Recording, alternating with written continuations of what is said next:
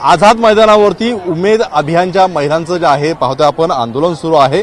संपूर्णपणे महाराष्ट्रातून आलेल्या महिला आहेत, अनेक प्रश्न घेऊन आलेले आहेत आणि आझाद मैदानावरती जे आहे ते आंदोलन सुरू झालेलं आहे। खरं तर राज्याचं पावसाळी अधिवेशन सुरू आहे आणि हेच औचित्य साधून या सगळ्या महिलांनी जे आहे त्या आंदोलनाला सुरुवात केलेली आहे।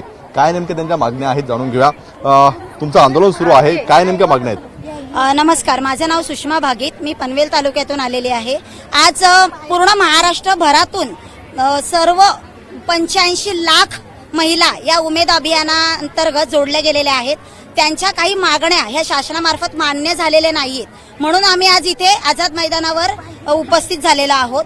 आज गेली वर्षभरात आम्ही सारखे पत्र सरकारला पाठवत आहोत की आम्हाला कुठेतरी कंत्राटी याच्यावर न ठेवताना कायमस्वरूपी कामावर घेण्यात यावं, किंवा आमच्या ज्या या 85 लाख महिला आहेत या एका छताखाली ज्या आहेत त्यांचं जो अभियान आहे ते 2 वर्षात बंद करणार आहे, ते बंद न करता तुम्ही कायम स्वरूपी ठेवण्यात यावं, ही आमची एकच मागणी शासनाकडे आहे। पण आज सकाळपासून आम्ही 7 वाजल्यापासून आमच्या महिला, आमचा स्टाफ, आमचे सगळे सीसी उपस्थित आहेत, पण आज शासनाला अजूनपर्यंत तरी जाग आलेली नाही किंवा आमच्याकडे पाहिजे तसं अजून शासनाचं लक्ष किंवा कुठलेही पदावर असलेले मंत्री किंवा कोणी शासकीय नेते आज इथे उपस्थित राहिलेले नाहीयेत।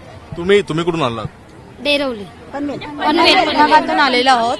महाराष्ट्र राज्य ग्रामीण जीवन उन्नती अभियान आज उमेद अभियाना अंतर्गत महिलांना जे पंख गरुड झेप म्हणून मिळाले आहे, जर या महिलांचं जर आपण पंख जर छाटले तर या महिलांना आज आम्ही सक्षम बनवण्याचे काम सर्व सीआरपीने केलेत।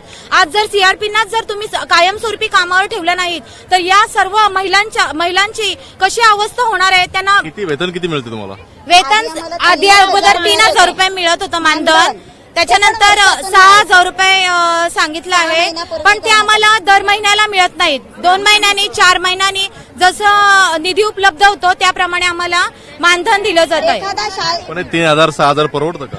नाही, अजिबात नाही परवडत। आमच्यावर आमची शेवटी मिस्टरांना कुठेतरी मदत होईल म्हणून आम्ही हे करतोय। आमची मुलं, आमचा संसार सांभाळून आम्ही काम सांभाळतो। आमचं पूर्ण गावाचं महिलांचं आम्ही एवढं म्हणजे सक्षमीकरणाचं काम घेतलेलं आहे। जर आम्ही स्वतःला सक्षम नाही करू शकत तर महिलांना काय सक्षमीकरणाचे धडे देतात? परत सरकारची जी आहे ती लाडकी बहीण योजना आलेली आहे, तुमच्यावर जबाबदारी असणार आहे ती तरी योजना अडकली आमची लाडकी बहीण। जय जय उमेद। कर्ज दिले, गट केले, गट केले। पण आता पुन्हा एकदा लाडकी बहीण ही योजना लोकांपर्यंत घेऊन जावं लागेल, तुम्हाला अर्ज भरावा लागेल, तर तुमची भूमिका काय नेमकी? नाही आम्हाला नाही भरायचं, नकोय ते आम्हालाच नकोय। तुम्हाला काम तर करावं लागेल। त्यांचं इलेक्शन आलं म्हणून आता 2 महिने देतील, परत रद्द करणार आहेत। ऑनलाईन फॉर्म आहेत ते अजूनही ओपन होत नाहीये, तुम्ही फक्त ऑफलाईन फॉर्म भरून घेतायत, अंगणवाडी सेविकांकडे द्यायला सांगतायत, पण तरी महिलांचा सगळा रिस्पॉन्स हा पेपर आमच्याकडेच येतोय किंवा आम्हालाच सगळं बघावं लागत आहे त्यांचं। काय आता सरकारकडे काय मागणी करतात थोडक्यात? आम्हाला आमचा जो अभियान आहे तो कायमस्वरूपी करण्यात यावा, कारण आमचा जो स्टाफ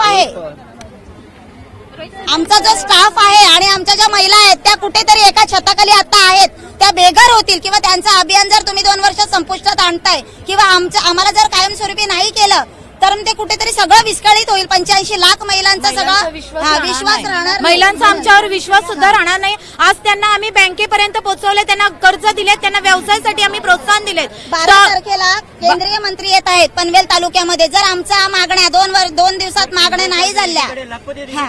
आता आपण उमेदच्या महिला आहेत आणि यांच्या मागण्या आहेत कायमस्वरूपी करावा, नाहीतर बेघर होतील अशा प्रकारचं जे आहे त्यांचं म्हणणं आहे।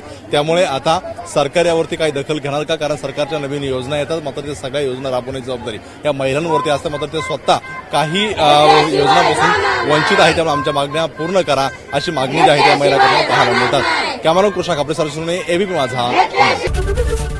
एबीपी माझा, उघडा डोळे बघा नीट।